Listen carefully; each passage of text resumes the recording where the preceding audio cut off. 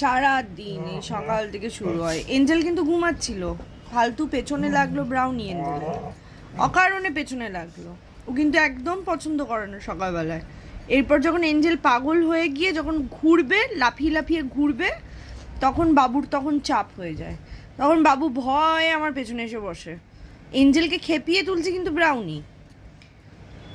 আগে আমি ব্রাউনির এই সমস্ত ইনোসেন্ট একটা ফেসের পেছনে লুকিয়ে থাকা যে একটা মানে ছিল, সেটা আমি বুঝতাম না। হ্যাঁ, গা চুলকে নিচ্ছে।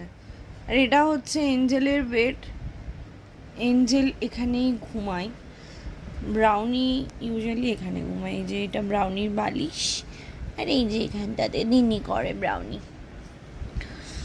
হলো তোদের? হলো কি বো? সকাল থেকে বাদরামো? হ্যাঁ,